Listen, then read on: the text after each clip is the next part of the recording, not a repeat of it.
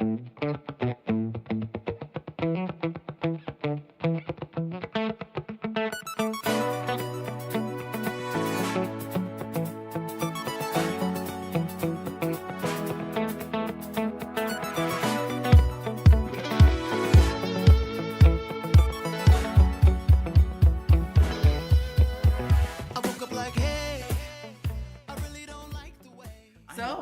hi. Hi. You're here in Minneapolis. I'm in your state. Woo!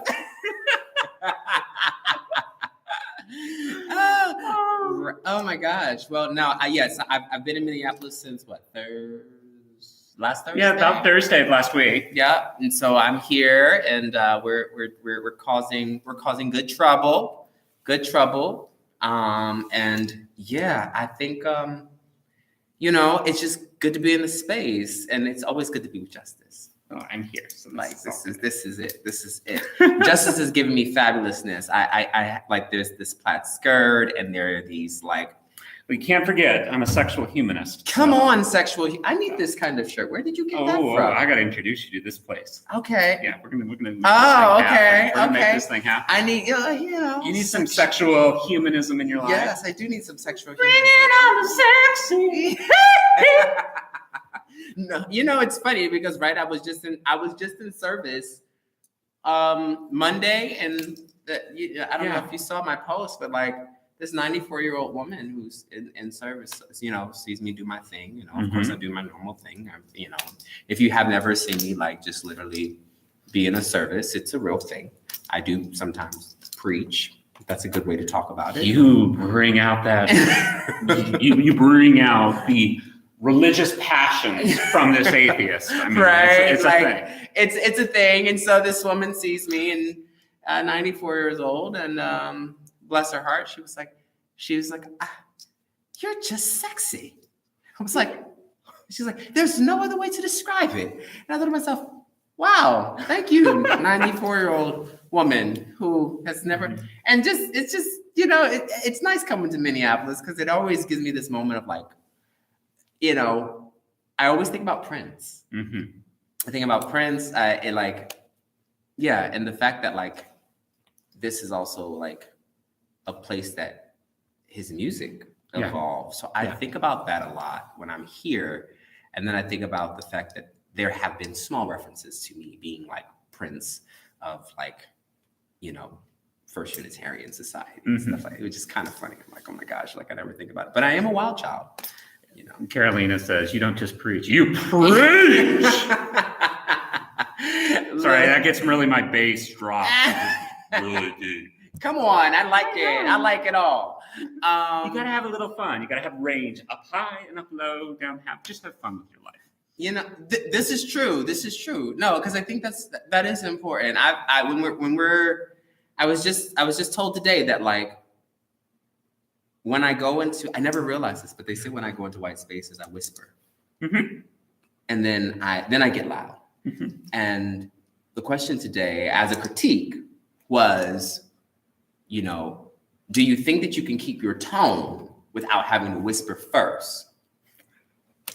And I think it's funny because my answer was like, when I'm in spaces of color, I don't have to start off with the soft tone. I can get louder. And so, you're probably like wondering, like, where is the show going today? It's going to probably go a little bit of everywhere because I've been in traveling. I've been in all of the things. I've been in all of the things. I've been in late night nightingales. I've been helping people. We've had a friend of ours. We've had Kevin come out here and perform. Oh, we really had to bring Kevin back on. Yeah. Kevin had a really great moment last. So it's been a lot of pastoral care and like loving on people, showing up at the George Floyd Square. I went to Beyonce Mass.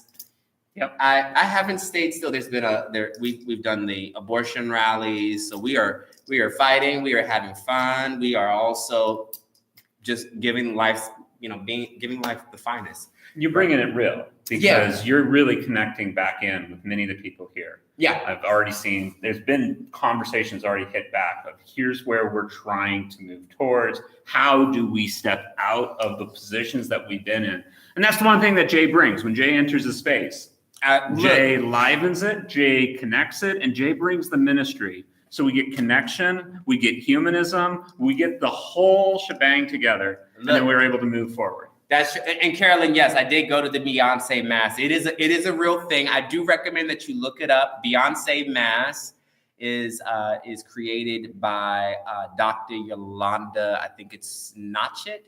But yeah, it's on tour. It is a particular kind of, it is unapologetically Christian, but everything is aligned with the symbolism and the thoughts and the framing of Beyonce. Yeah. But, no, I do. I like to, when I'm here, I like to get deeply connected again. It's home, but it's work, because you gotta, it's almost like, when I come here, people are shaking the dust off. Yeah. Because they've been in a mindset where it's like everything kind of just settles. And I was having this conversation with Reverend Kelly. Mm-hmm. And we were talking about, where are we going next? Yeah. Where are we going next? And, we've just recently dealt with the shooting in Buffalo. Yeah. So we send a lot of love to those families, and anybody that of anybody or whatever. Believe it or not, this world is too small for us not to actually be connected in some kind of way. There's so much interconnection. So I hope that we let us just send love to those who have suffered that violence. We also have had in Laguna, California, the Geneva Church, which had a mass shooting as well. And so that was even devastating. It was only one person who was killed, and then I think the others were critical. But even that congregation is predominantly Taiwanese. Yeah. And so there's just an attack.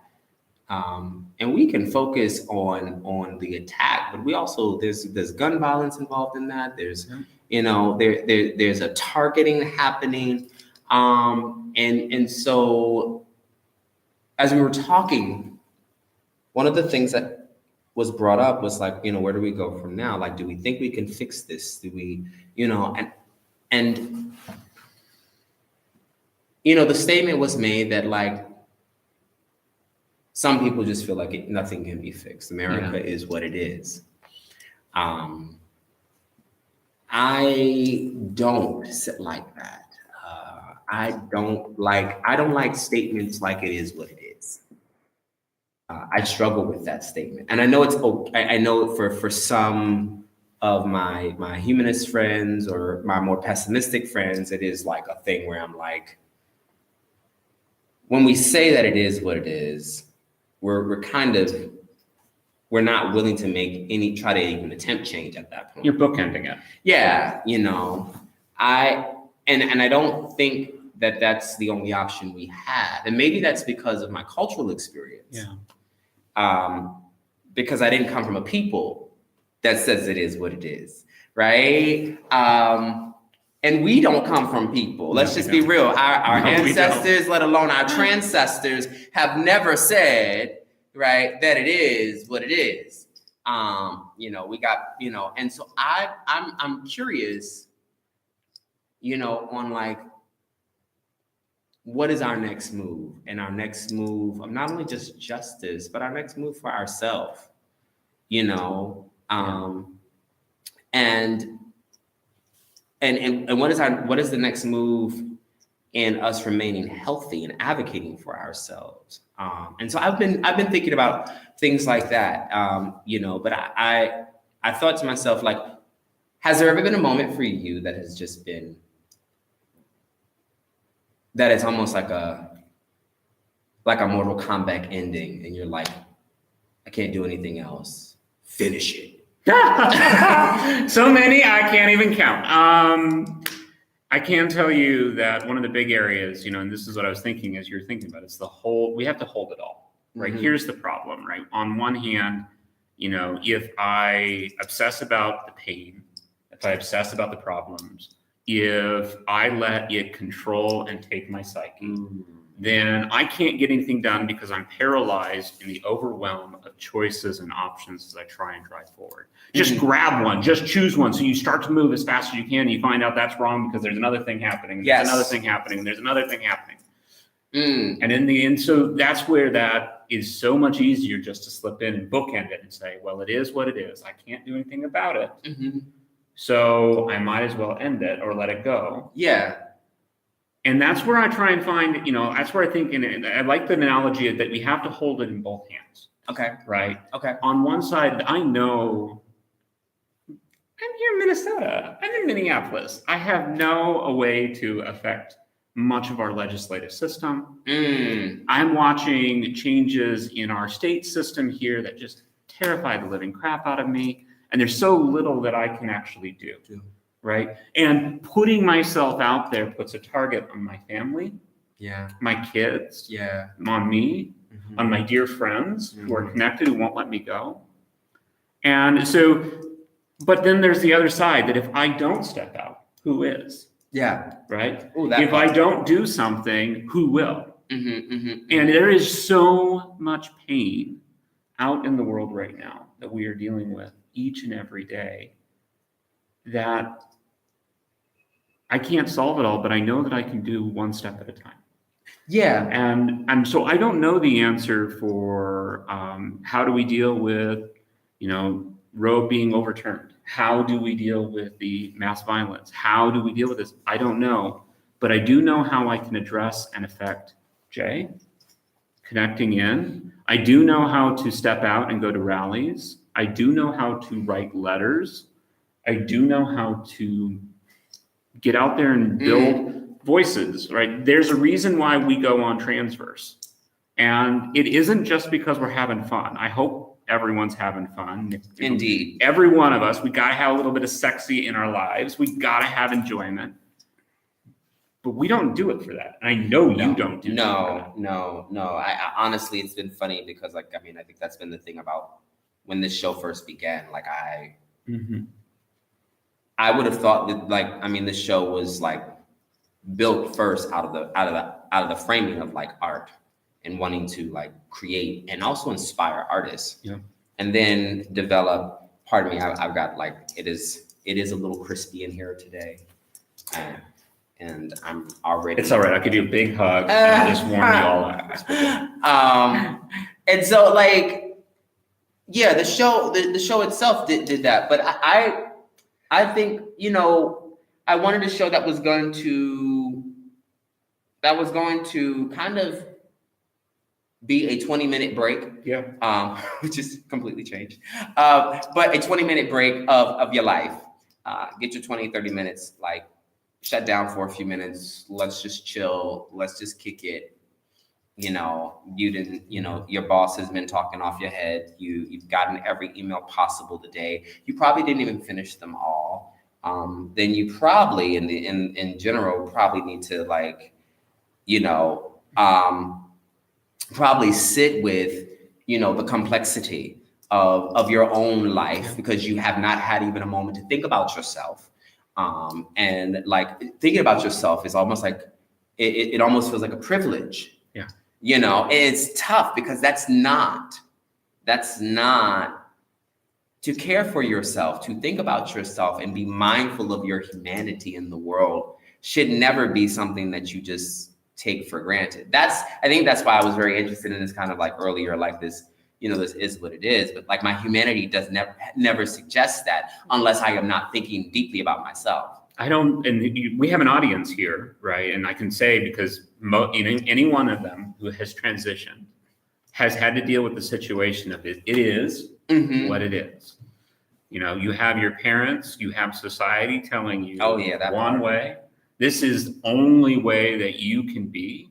You can't be any other way. And to be a different way, you're going to face every stigma under the sun. And it feels so overwhelming. It feels so overwhelming even to admit to yourself what your internal thoughts are. And I know that this audience totally understands that. I know Mimi understands that. I know all of us have dealt with that as we try and say, okay, you know what? I'm going to step up just a teeny bit. I'm going to say to myself that maybe this is going on. Maybe there's something more.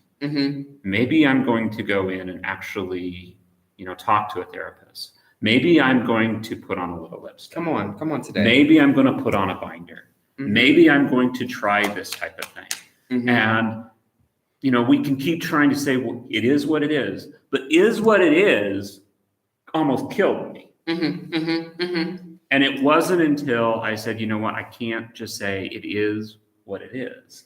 I had to step out and I had to figure it out. And I couldn't do it all at once. I had to figure out the right way. And the right way is different for every single person and every process. But we had to do something. And I feel that, there's a community out there that can give some answers that understands what it means to change everything, to address the internal scream in one's head and the scream of the world to deal with this whole thing. We have to step out. I agree with you. There are two things that are resting with me, and I'm hearing a lot of us understand this is what it is. Can I offer y'all some performance theory for a few minutes? Please do. I know. Here's the scholar in me. I'm getting ready to turn into a nerd, y'all. So Dr. Richard Schechner talks about performance in two ways. Yeah. Is and as. There can be a performance that is, and then there can be a performance as, right? And so performance as running. Yeah. Right? Or the running is a performance. We would just think that these are very, very small linguistic, rhetorical kind of play off of words, that they actually have no meaning. But for performance, and for performance theorists, it suggests what act is real and what act is suggested. Yeah. Right? So when I think about the real work that most of us have to do, we're in the space always juggling our suggested self and the self that we want to be. Yeah. Right? The self that is in conversation with the self as,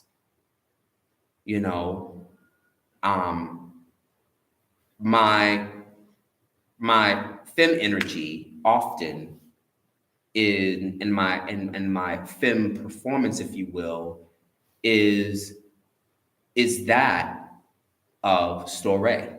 Yeah. I know because it's a direct reality to my experience as a human being. Now, the funny thing is I know that as it is because it's a part of my beingness. The as, right, leaves me to look at when people say, well, my persona in the sense of my character or my welcomeness comes from that as my father. My father, as my father is very different because it's an expression, and it's just an expression of his original performance, right? I find this to be very unique because I want to offer us this as I spin off of this performance theory. At some point, all of us have lived in these spaces, experienced the space of it is what it is. Yeah. The bookends of our life. Those are literally prescriptions that people either bestow on us or we end up living. Our parents can do that, or our, or our relationships can do that, depending on if they are healthy or not. Our jobs, you name it. Whatever it is, somebody has left you with the framework of it is what it is. But the deep California Valley girl in me wants to say, as if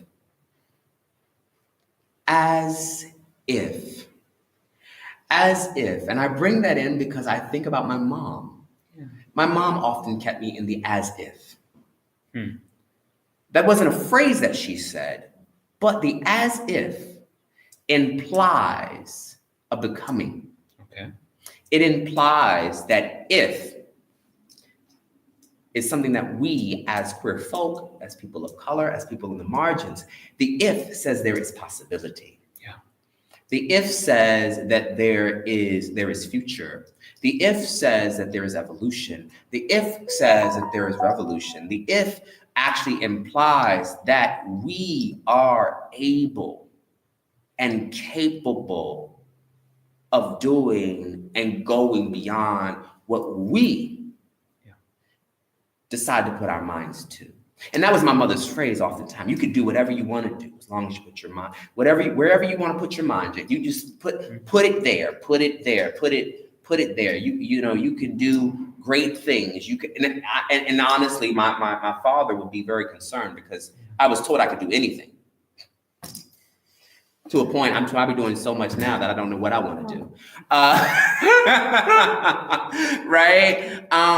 And that's very different. I'm grateful because I will respect also too. Most folk don't have families like that. Most folk don't grow up in that mindset. My partners did not grow up like that. Some of my dear friends did not grow up like that. But I was always taught with possibility in mind. And so as if was a part of a prophetic reality of who I needed to become. A prophetic reality of what was already instilled in me. Yep.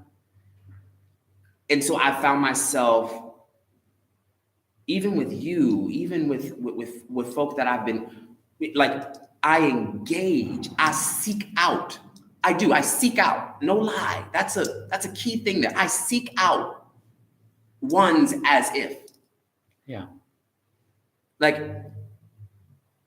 I don't know if this is okay to say, but when I see you, you're not just working at Target and doing cybersecurity and doing all this amazing stuff. You actually, as if you are the production person, as if you are, right? Like, you are the tech, as if, like, how you show up speaks to the possibility and the fulfillment of what you were called to do, right? That's the beautiful thing about when I think about this framework, because we don't have to have it is what it is. We can be the as if in the midst of the is what it is. We interrupt and disrupt when we decide to actually proclaim that prophetic reality that we are trying to work through. Come on, because it's a work. It ain't easy. It is completely a work. It is not easy. It is not something that you just wake up with. It takes you some time to get yourself together. You got bad breath. You got a stinky armpit. You got some crusties in your eyes. It's a process. You don't look like this when you wake up. We all know that. You got to adjust your hair, whatever it is. You might have to fix your wig. I don't know what you do, but I can tell you this much. It takes time to work out your prophetic reality as if what you were called to be. Yep. What you were called to do, how you were called to show up. In the as if. I hear that. I can feel that. That as if moment comes into a place that, yes, if the is holds the possibility, then the as suggested by Schechner, is a suggestion. But may I add further, it is also a practice. Yeah.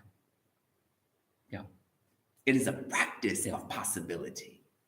And we are failing ourselves if we do not put ourselves into practice. So I always find it so interesting. So I'm an engineer. I live and breathe machines. I live and breathe connecting things. Honey. Yeah. And here's the thing. We are an internal system. Woo. And when it comes to how we handle and how we connect with where we're at, we talk about the as and we talk about the is. But that is still an internal system. Mm-hmm. So when I first was like, you know what, I'm going to do it. I'm going to put some makeup on. I'm going to do these things. I was the miserable failure. I mean, you didn't want to look at me. I could not do it. I have some of the original pictures, and it just was horrific, absolutely horrible. But we're in an enclosed system. And so when you pick and you see the as, you know, you might be at the is right here. It is what it is. Come on. But I want to be here. Yes. And I want to move into that location, and I want to get there. Come on. What happens is you engage the gears. It's like driving a stick shift. You hit that stick shift, you slam the clutch in, you wham that into place, you pull the thing out, and the gears hit. And that as moves from being an as to an is. Yes. It's now engaged in the system. I want that. I see that. I'm going to be a part of that. I like that. And so I'm going to engage in that effort. Does that mean you don't grind your gears? That part. I mean, there's a lot of things that grind my gears, but there's a lot of ways that we can mess up the gears and we can jerk and yank as we're trying to get there. But the important thing is we jam it into gear and we start to change. And we move from the is to the as, and the as becomes the is in a closed system. Yeah, I like how I actually like this example of a stick shift. Now, mind you, I will tell you, you know, I don't drive a stick shift. Well, you know, all I drive is stick shift. So look, check this out. Now, I want to share in this brilliance with you because I think it's absolutely exceptional how you talk about the shift of the gear, and it getting into the gear puts us in the is, but we're also able to shift out again. Yep. And when we shift out, we go into the as. Yep. And then when we shift back in, we go into the is. Yep. But we keep shifting back out to go. And it's this it's a powerful relationship because we don't get rid of it, right? It's not that it's a bad thing when we're in the is. We just need to be in one place for a moment, sit with it, work through it, realize something about it, learn from it, right? And then after that, come back out. And then sit in that as, where that's the potential, right? It's very much so like, you know, potential energy. And then we're figuring that out. We're trying to rest with it. And then we put it back into gear. Yep. And we lock it up again. As someone who doesn't drive a stick shift, though, I will tell you, I am scared as hell. Can I talk to somebody today? This is not only just a actual fear of mine and thinking about a stick shift. This is also a symbolic experience for some of us, possibly. I know somebody's going to know this metaphorically for themselves. I am scared shitless to burn out a clutch. Yep. I am scared shitless to burn out the clutch. I'm so scared because I'm not sure of my is and I'm not sure of my as, right? I'm not sure of the potential. I'm not sure of the possibility. I don't know what the practice looks like. Anybody ever been here before? I don't know. Day, yeah. I am uncomfortable in whatever form it comes because in the end, if I burn out the clutch, is the clutch me? Is the clutch my dreams? Is it my hope? Is it the passion? Is it my gift? Is it the family? Is it the relationship? I don't want to burn it out. When I shifted gears, it caused loss, significant loss. And yes, clutches absolutely are replaceable. And all of that can be replaced. And here is, and we gotta hit the metaphor again, right? Come on, go for it.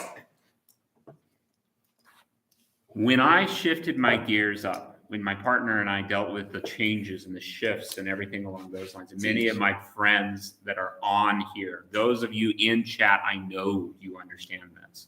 When you shifted your gears, because you was like, I know this is who I am, I fit in this as, this is who I am going to be, and I'm going to move forward into this. We shifted into that gear. We sped up. We launched into movement, and we lost the trailer. We lost the family. We lost the connections. We may have lost jobs. We may have lost all of those things in that process. Here's the thing. Jay is the pipling to my kids.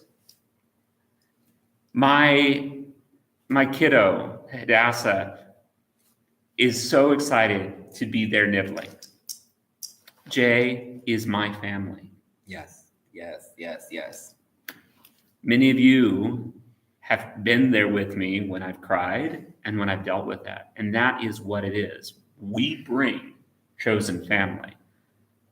So, Nini, when you said that the clutch is replaceable. Hey, I'm going to just lift my hands We can. on that. I'm going to lift my hands on that. The clutch is replaceable. I had to wonder, because when you slip into neutral, right, you're sticking as is, and you're just flowing with the flow. So my flow where I was raised in, very Christian, very fundamentalist. And my standard way of living was to continue down that path of hate, down that path of despair, down that path of drive. And it really did. It was a grinding of the gears to get out of that. And there were times that I slipped back. And I had to go, I don't know if I want to lose this. Yeah. I don't know if I'm ready to change. But the thing is, it's about relationships. And the thing that got me through those things and those changes, as I slipped back between the as I wanted to move into this new role, to the is. Come on. Was the people in my life that said, no matter what, I will love you. I will be there for you. I will care about you. This is not a road too far. That's real. That's real. I think, we've been fortunate. We've been fortunate because we decided to get behind the veils of a lot of social lies. When we only think that the family that we have, that is blood, is the only thing we can lean on, or the way that we understand love and the way that our parents had it, or the way that we had to avoid the love, maybe, right? Some of us had to avoid love in the way that our families had it, and so we went on our own journey.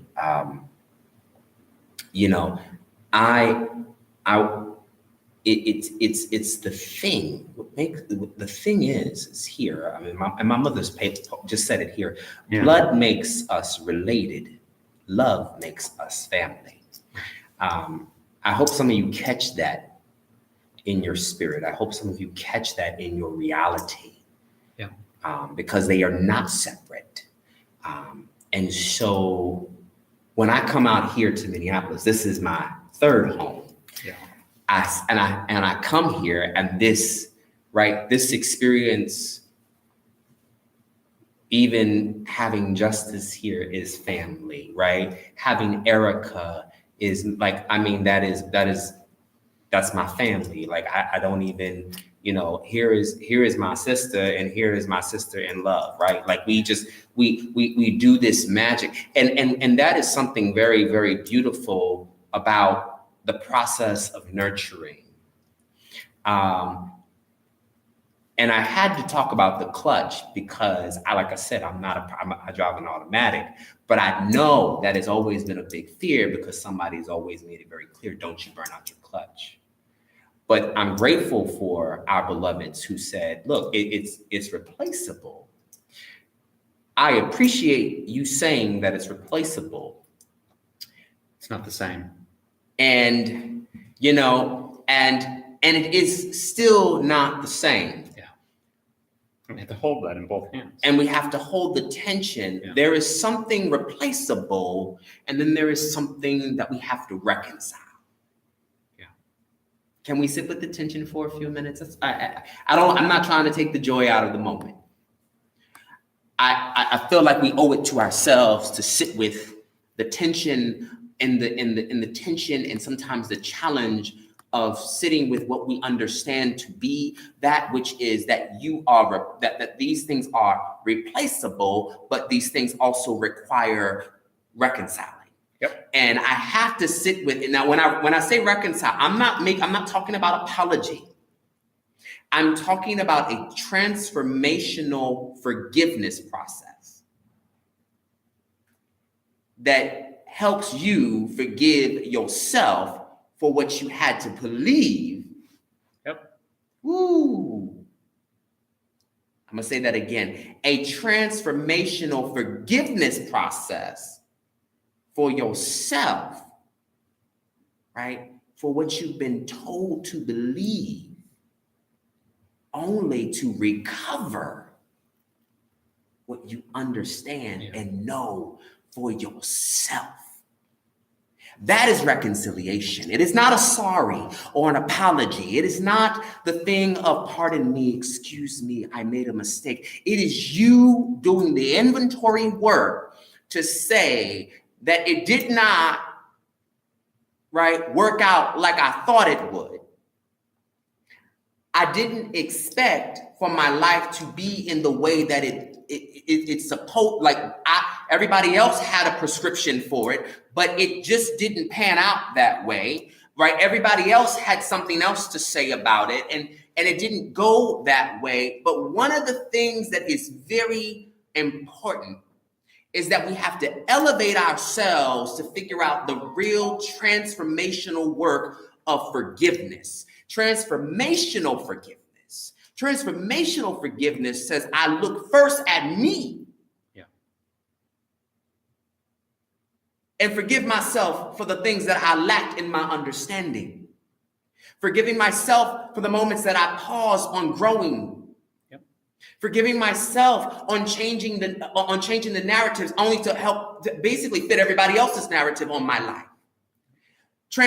When we do this transforgiveness, right? This kind of that's deep. Okay, that's also deep. I'm gonna leave that alone. I'm gonna have to write about that later, right? But this transformational forgiveness brings us to a place that says, I can be restored. If you can just, I can be restored. I'm not talking to myself. I can be restored. I can be restored. My family can be restored. It is not, and it might not be the same family you had before, but it is such a restoration process when you begin to forgive yourself and when you begin to let go of everybody else's ideas around you and you actually just decide to flow in your forgiveness, and then you forget how those things made you feel for a few moments, just so that you can move past all the pain and the heartache and all of the naysayers and the talkers and come on, right? Like, and the slander and the things that left you in jeopardy. When we get to that, it's not just replaceable. It's the reconciliation sitting there too, and it brings us into full recovery. Recovery and healing. Recovery and healing. Hear me, lovely ones. When someone tells you that they are healing, the key word there is that it's the ing. It's in process. It don't mean you're whole. It doesn't mean that it's pretty. It doesn't mean that it's beautiful. Broken bones, when they're healing, they're still broken. But they're in the process of being of recovery. Things that are lost, they can still feel lost. They can. I still feel it all the day. Right? Every day. Come on. Some of us, a beautiful thought that was taught to me when I was in school was a process called the phantom limb. Mm-hmm. One of my favorite things when I think about it. Phantom limb is often described often talked about from the standpoint of the military when someone actually loses a limb, what have you, because it has been obstructed in war. Yeah. And the question oftentimes is that do you feel your fingers? Do you feel your toes? Do you feel your whatever it is? And then somebody will say, yes, I do. Yeah. I want to help somebody, and I hope that this helps somebody before we get ready to leave. There will always be some aspect of the nature we thought we had that will be lost. But it doesn't get rid of the feeling. Phantom limbs are often described even in a philosophical term for those folks who are Black American. Phantom limbs can be for those Black Americans who say, there's a part of me that I have to know of Africa because there's something missing. Yeah. It's an extension. Yeah. The land is over here, but and it's not there. Yeah. I see that with, my siblings like yourself. You know there's something there. And what I love though, can I just say why I love my beautiful gender inclusive, diverse community? Check this. Because when the limb is gone, right, we as queer folk have the ability to remember, put pieces back together, sometimes better than how we found them, sometimes, in many cases, actually stronger than how they were hit or taken apart. We have a way of remembering so that we are never lost, that we are never dismantled, never broken, and never feel. And that is important. There are aspects of yourself that you have to go ahead and sit with the phantom limb of it. Have the feeling, but know that you have the ability as people, as beloved community, between each other, between family, that's willing to sit in the reconciliation, to go ahead and reclaim pieces of yourself, remember parts of yourself, and say, I know who I am, I know what I'm becoming, I know what I am to be, and it's okay because I am every bit of the possibility as if I should be. It's a good feeling. It's a good feeling. It's a good feeling. I really invite you to reclaim every aspect of yourself. I really do. With everything that's happening in the world, don't be individualistic about it. Share it with somebody. As long as you keep reclaiming aspects of yourself, you can help somebody else reclaim theirs. You can help them reclaim theirs. Go to the lost and found with some folk and help them find the thing that they've been missing. Speak to them and tell them about the love that you know so they can remember the love that they should have.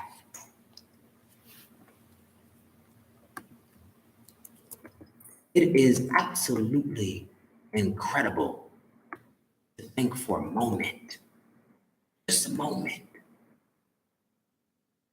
that we can embrace and build a community that is strong and whole, all because we decided to not only remember, but put the pieces together to remember, to create family, to create loved ones, to have loved ones, to be loved ones to each other. And that's where we form action. And that's when we move out and we deal with what happened in Buffalo. We step back, we deal with each other, and we get active, knowing that our community will hold us together, that we have embraced who we are, and we are moving out and embracing the as. We want a world that as this way. And so we are going to step in community and connection and move forward. All of it, all of it. Look, it's late, y'all. I've been with you. Justice has been with you. I just want to let you know that the Transgender Show is hosting tonight. Of course, it is Emily's birthday. Happy birthday to you. Happy birthday to you. Happy birthday, dear Emily. Happy birthday to you. Now, look, you got to check out our guests, Carly, Betty, and Beatty. I'm sorry. And I just want to let y'all know that she's been, of course, she's coming up on the show tonight, and she's going to talk about a long life struggle with her own ego. Come on today. Ego. Woo! And discovering exactly what it means to be herself as an adult female.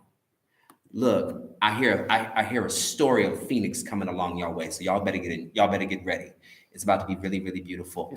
Yeah. Be good, be good, be good. Love yourself in the process called life.